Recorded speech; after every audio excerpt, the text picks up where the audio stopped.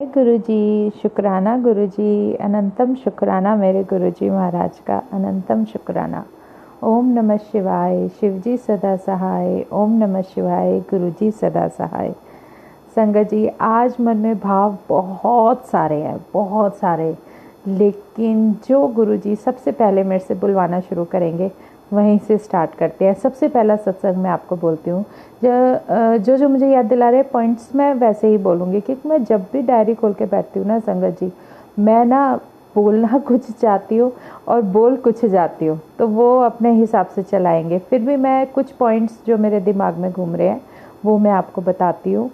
कि सबसे पहले जब मैं गुरुजी के यहाँ, गुरुजी ने अपने दर पे बुलवाया था अपनी पहचान कराने के बाद, तो मुझे एक चीज़ जो सत्संग सुनवाए और एक चीज़ जो मेरे साथ भी कॉमन हुई वो ये हुई थी कि जब हम दर्शन करके, मेरी जो फर्स्ट टाइम जो मेरी बात हुई थी, जो मैंने अपने दिल की बात अपने रब से की थी, उसके बाद जब हम वहाँ से निकले थे, तो जहाँ हमारी गाड़ी पार्क थी, तो वहाँ पर एक आंटी सडनली हमारे पास आती हैं। लंबी सी थी, हेल्दी सी थी, उनके साथ एक या दो लड़के और थे शायद। तो उन्होंने मैं अपने बेटों के साथ खड़ी थी गाड़ी के पास, मेरे हस्बैंड आ रहे थे तब तक। तो उन्होंने मुझसे ज़ोर से पूछा कि आप कहाँ जा रहे हो। तो मैंने कहा क्यों, क्या हुआ? कहने लगे हमें भी छोड़ देना। और वो लोग मुझे 3 से 4 दिख रहे थे और हम लोग ऑलरेडी 5 थे। तो मैंने कहा हमारी गाड़ी में तो लगता नहीं कि भाई जगह है, 5 तो हम ऑलरेडी हैं। तो वो लोग मतलब 3-4 थे, 3 या 4 लोग थे। तो मैं कहा आंटी हम तो मतलब नारायणा की साइड जा रहे हैं। तो कहने लगे अच्छा नारायणा, हाँ वो तो हमारा रूट नहीं है। पर मैं कहा आंटी हमारी तो गाड़ी पहले ही फुल है। तो कहने लगे हाँ चलो कोई बात नहीं। फिर भी उन्होंने कहा, दोबारा पूछा कि जगह का नाम बताओ, कहाँ जा रहे हो? हमने कहा नारायणा। तो कहने लगे अच्छा ठीक है जाओ। मतलब उनका एक पूछना और फिर एकदम से ऑर्डर करना जाओ। और उन्होंने जो हमसे प्लेस की जगह पूछी, मतलब वो जो जगह मेंशन करवाते हैं ना, वो एक हमारी सेफ्टी के लिए होता है। ये हमारे रब की ही बहुत बड़ी ब्लेसिंग होती है कि जब हमसे जगह पूछी जाती है ना कि कहाँ पहुँचना है, और हम वो जगह बता देते हैं कि वहाँ पहुँचना है, तो वो जो जगह का नाम हम मेंशन करते हैं ना, वो हमारी सेफ्टी ये है कि अब सीधा वहीं जाके तुम रुकोगे, अब चलो जाओ। मतलब उनका एंडिंग में एक ये टोन आ गई थी कि ठीक है नारायणा जाना है, जाओ अब जाओ तुम। तो मतलब एक ऑर्डर टाइप जो वॉइस थी ना वो अलग हो जाती है। तो जय गुरुजी, शुक्राना गुरुजी। उस टाइम मुझे इतनी समझ नहीं थी, मैंने काफ़ी गुरुजी ने मुझे सत्संग सुनाए, समझाया कि बेवकूफ़ ऐसे होता है, इसका मतलब ये होता है। मतलब सही में संगत जी, मैं नहीं इतना ज़्यादा लोगों के साथ रही हूँ बाहर, ना संगत के साथ रही हूँ, ना मैं कहीं जाती थी ना आती। तो मतलब जो क्लासेस थी ना मेरी, वो घर में ही गुरुजी कैसे ले रहे थे वो मैं ही जानती हूँ। मेरी तो खूब अच्छे से क्लासेस ली गई हैं और एक से एक प्रैक्टिकल करके दिखाए गए हैं। तो अच्छा, फिर अभी क्या हुआ कि कुछ टाइम बाद, ये लास्ट ईयर की बात है, लास्ट ईयर की बात है, मार्च के आसपास की। मैं जैसे उस टाइम गणपति बप्पा, माँ लक्ष्मी, मतलब इनका मैं बहुत ज़्यादा नाम लेती थी। भगवान शिव तो थे लेकिन इनका नाम बहुत लेती थी। और जैसे सबसे पहले ये करना, फिर माँ लक्ष्मी का मंत्र जाप करना, फिर उसके बाद फिर अपनी जो दूसरी पूजा है वो करनी। मतलब मेरा जो फोकस था ना वो कभी एक चीज़ पे नहीं रहता था। ये सब मुझे मेरे भगवान ने सिखाया कि जब तुम एक शक्ति को मानने लगते हो ना, जिसको तुम मानते आ रहे हो, तो सिर्फ उसको ही मानो। ये ना हो कि तुम इनको भी बोल रहे हो, उनको भी बोल रहे हो, उनको भी बोल रहे हो, और सुनेगा कोई नहीं। वो सोचेगा कि ये कर देंगे, वो सोचेगा ये कर देंगे। रियलिटी है संगत जी, जब आप किसी एक भगवान को मानते हो ना, तो सिर्फ उसी शक्ति को मानो। और हाँ, अगर किसी संगत की, ज़रूरी नहीं है मैं अपने अपने रब, अपने गुरु जी का नाम ले रही हूँ, मैं आपसे ये भी कह रही हूँ, आपकी किसी भी मंदिर में, किसी भी मत्थे पे जाके तुम्हारी कोई अरदास पूरी होती है, तो आप वहाँ जाके हमेशा शुक्राना किया करो। चाहे वो कृष्ण भगवान का मंदिर हो, चाहे राम का हो, चाहे लक्ष्मी का हो, चाहे माँ काली का हो, किसी का भी हो, ये सब एक ही ज्योत है। आप वहाँ जाके शुक्राना टाइम टू टाइम ज़रूर कीजिए, क्योंकि उन्होंने आपकी हेल्प की थी और की है, और वो पावर आपके साथ है। वो आपका कनेक्शन है कि आप किसको अपने दिल के करीब ज़्यादा मानते हो। मैं करती थी, सब कुछ करती थी, दिल से अरदास भी करती थी, सब कुछ करती थी, पर एक टाइम ऐसा आया कि जब मैं माँ लक्ष्मी का मंत्र जाप करते करते करते इतना सेंटी हो जाती थी, इतना सेंटी हो जाती थी कि एक दिन मुझे खुद माँ लक्ष्मी ने, मैं कह रही हूँ, मेरी आंखों के सामने उनका रूप उभरा, लेकिन उनका फेस नहीं दिखा। मैं देख रही हूँ उनके चरण देख रही हूँ, उनकी ड्रेस देख रही हूँ रेड कलर की, उनका सब कुछ सजे धजे सब कुछ देख रही हूँ, लेकिन उनका चेहरा नहीं दिखा। पता नहीं क्यों। मैं उनसे कहती थी मेरे अंदर क्या कमी है माता, जो मतलब मैं आपको याद भी कर रही हूँ, आपको बोलना भी चाह रही हूँ, लेकिन चेहरा नहीं दिखा। क्योंकि वो दिव्य शक्ति भी जानती थी, माता रानी भी जानती थी कि ये जिसको मानती है ना, इसको दर्शन उसी के होंगे, चाहे ये कितना भी हमारे पीछे भाग ले, हम इसे दर्शन नहीं दे सकते। जो एक आंखों के सामने जो रूप, मेरी आंखों के सामने जो हमेशा मेरे गुरु ने दर्शन दिए, उसमें माता रानी नहीं आ पाई। मतलब क्या, वो रूप भी मेरे रब का ही था, मेरे गुरु का ही था, वो भी तो वही ज्योत है। लेकिन सोचो, मैं उन चीज़ों को सोच रही हूँ, तो अब मेरे रब ने जो मुझे धीरे धीरे क्लासेस दे के, जो मेरी प्रैक्टिकल दे दे के, जो मेरी दिमाग लाइन पे लेके आए हैं ना, उससे एक चीज़ तो समझ आ गई है, जो मैं आप सबको कंक्लूजन समझा सकती हूँ कि संगत जी, अगर आपको किसी भगवान से दिल जुड़ जाता है, चाहे कोई भी रब है, आप उनके साथ मस्त हो जाओ। मत सोचो, दाएं बाएं मत देखो, सिर्फ उस एक को देखो। पता नहीं क्या कारण था, जो मैं जैसे दिवाली पे हम गणपति लक्ष्मी की पूजा करते हैं, वो करते थे, कैसे धीरे धीरे उसका मंत्र जाप, मुझे लगता है कि ये भी एक प्रैक्टिकल था जो मेरे गुरु ने मुझे कुछ सिखाने के लिए कराया था। यकीन मानोगे, उस जगह उन्होंने मुझसे सब कुछ हटवा दिया, और जब मैं पहली बार डुगरी गई ना, मेरे हाथ में, मेरे जिस बस में मैं गई हूँ, उस बस से जो मुझे स्वरूप मिलता है ना, वो रेड कलर की ड्रेस में बैठे हुए गुरुजी मिलते हैं। रेड कलर का उन्होंने चोला पहना हुआ है, और वो सोफे पे बैठे हैं, और उनके पीछे एक स्वरूप और है जो ब्लैक शर्ट के अंदर बैठे हैं। मतलब जो वो बिल्कुल फ्रंट पे रेड कलर के चोले में बैठे हैं ना सोफे के ऊपर, वो बिल्कुल मैं कह रही हूँ कि वो उस टाइम वहीं लगा हुआ है जहाँ मेरी माँ लक्ष्मी का मंत्र जाप लिखा हुआ है। मतलब क्या, मतलब मुझे ये उन्होंने बताया कि तेरा सब कुछ तो मुझे करना है, माँ लक्ष्मी भी मैं हूँ। और सच में मैं शुरू से यही अरदास करती आई हूँ, मैं हमेशा से यही बोलती आई हूँ, मेरे सब कुछ तुम हो। तो मतलब मैं कैसे अपनी बात से अलग किसी की कल्पना कर सकती हूँ, तो वो शक्ति भी मुझे नहीं छोड़ेगी। उसको पता है ये मेरा है, ये मेरी संगत है, तो ये भटक नहीं सकती। मतलब मेरा कनेक्शन दूसरी जगह बन ही नहीं सकता, कि मेरा दिल से वॉइस जो है, जो दिल है, वो तो जुड़ गया मेरे रब के साथ। मैं और दर्शन मुझे उनके मिल जाएं, उनके मिल रहे हैं, तो मुझे उनके दर्शन कैसे हो सकते हैं? क्योंकि एक जगह तो, एक चेयर जो मेरा दिल है उसमें तो एक की ही जगह है ना, वहाँ मेरा रब बैठ गया।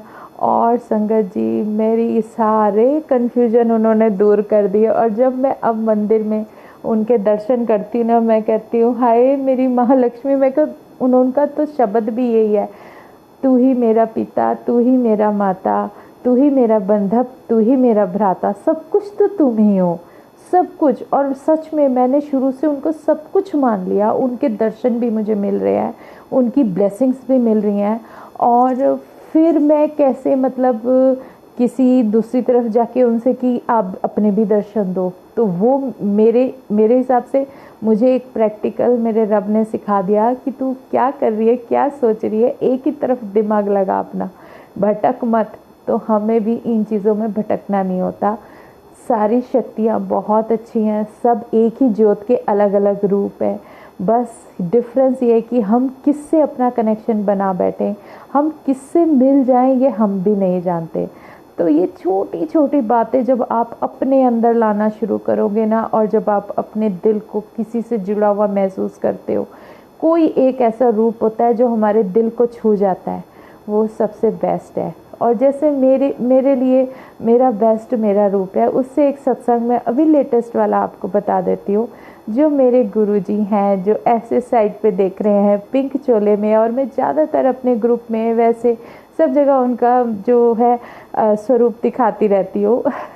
कल सुबह भी, कल बैसाखी थी, एज यूज़ुअल सुबह मेरे को बहुत सुंदर ब्लेसिंग मिली गुरुजी से, पर मैंने किसी को बताया ही नहीं। लेकिन जब हम बड़े मंदिर गए तो मेरी एक संगत आंटी ने पकड़ लिया और उन्होंने बताया कि देखो तुम्हें कितनी सारी ब्लेसिंग मिली है कि तिलक में, ये मैंने कहा नहीं नहीं, ऐसा कुछ नहीं है, बट मैं कितना छुपाऊंगी। कोई चीज़ होती है जो सामने नज़रों से दिख जाती है, तो जिसको दर्शन देने होंगे ना मेरे गुरु को, वो दे देंगे। वो हम नहीं छुपा सकते, हम बिल्कुल भी नहीं छुपा सकते। हो सकता है कि किसी के लिए मेरे साथ साथ किसी और का भी कल्याण है उन दर्शनों में, तो उसको वो दिख जाएंगे।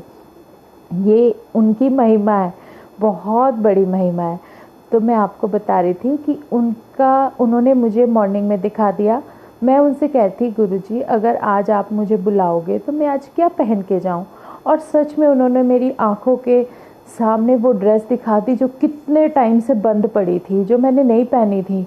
और कुछ दिन पहले मैं सोच भी रही थी इसका क्या करूं। इन्होंने कहा कि ये पहन के जा। मतलब वो रंग शायद मेरे लिए, मेरे आने वाले फ्यूचर के लिए, मैचिंग देखो एक अलग चीज़ है, लेकिन जो हमारे आने वाले प्रेजेंट और फ्यूचर के हिसाब से जो हमारा रब हमें कुछ समझाता है ना कि तू ये पहन, तो वो शायद मेरे लिए कुछ आने वाले समय के लिए वो मेरे लिए बहुत बेहतर होगा। तो वो चीज़ें धीरे धीरे वो मुझे अकल दे रहे हैं। तो मेरे कन्फ्यूजन की ठीक है डालूँ ना डालूँ, मैंने कहा जब गुरुजी ने दिखा दिया कि भाई ये पहनना है तो पहनना है, फिर कुछ भी हो। मैंने कहा इतने साल पुरानी ड्रेस है, कम से कम 15 साल पुरानी, कोई बात नहीं पहन लेते हैं।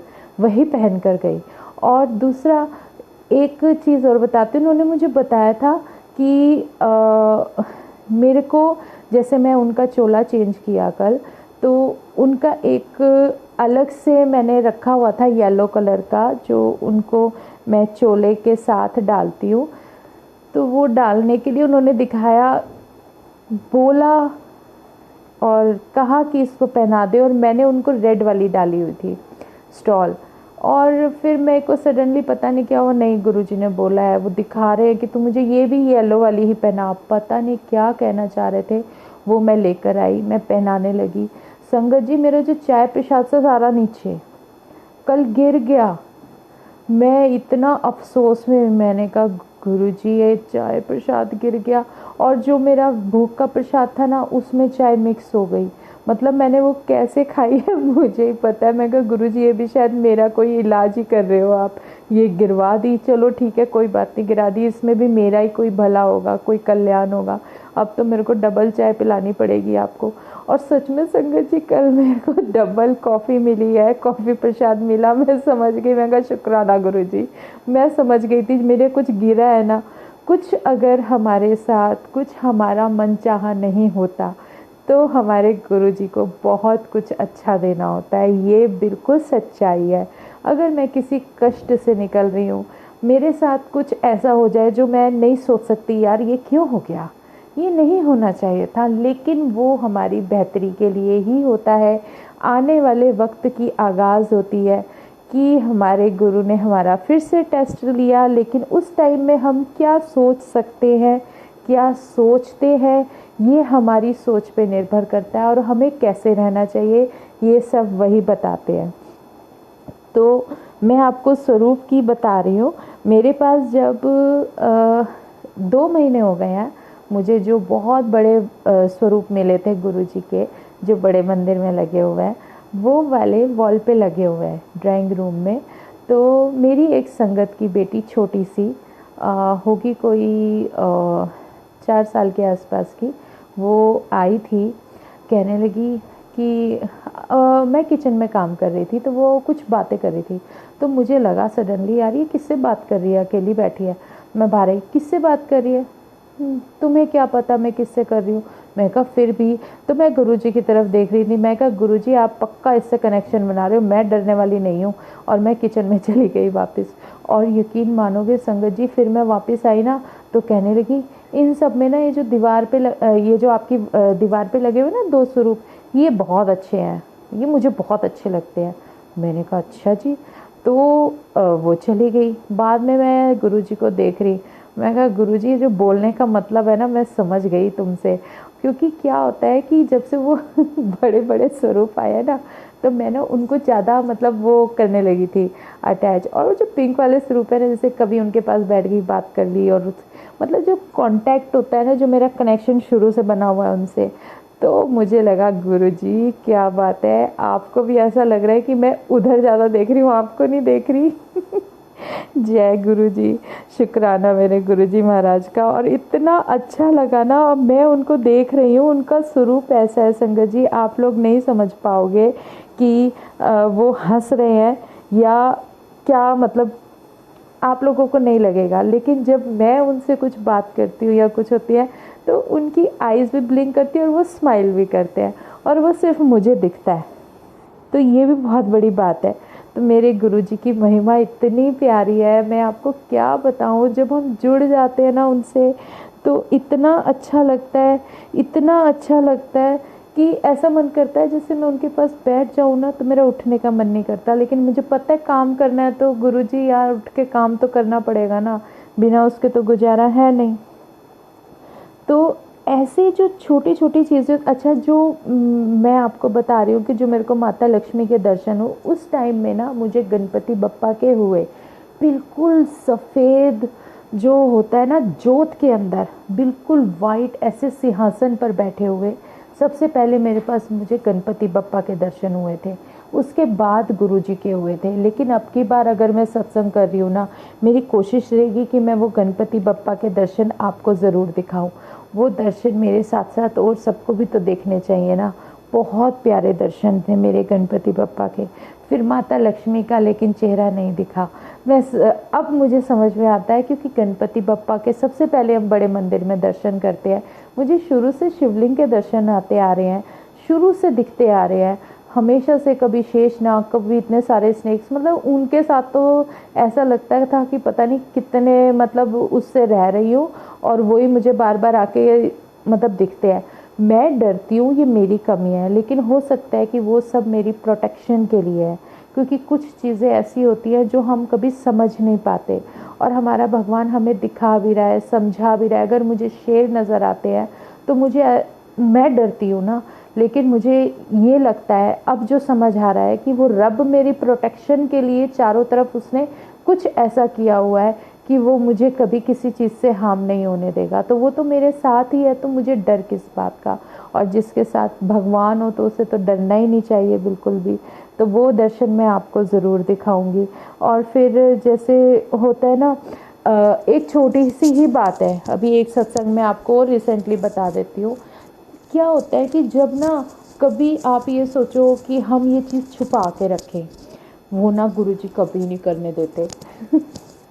आपको पता है, मैंने ये नोटिस किया है, अगर मैंने पेंडेंट पहना हुआ है और मैं उनको ना ड्रेस के अंदर ऐसे छुपा के रखती हूँ, तो जब भी मैंने ध्यान दिया है, जब भी मैं उन्हें छुपा के बिल्कुल अच्छे से कवर करके रखती हूँ ना, वो बिल्कुल नेक पे ऊपर आके जो सामने संगत खड़ी होती है उनको दर्शन देने लगते हैं।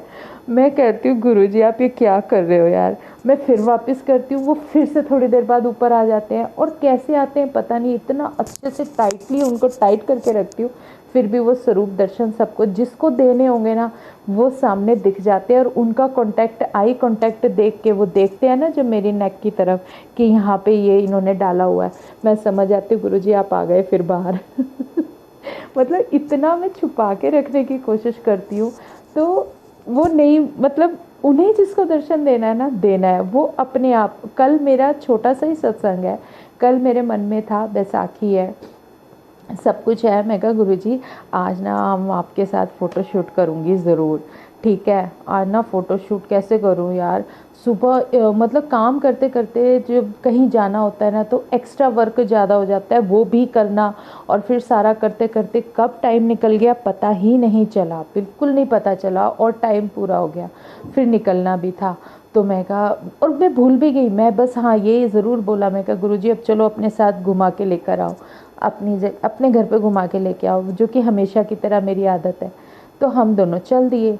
अब ये देखो वो मेरे साथ कैसे थे, वो तो मेरे गले में ब्लेसिंग के रूप में है ना।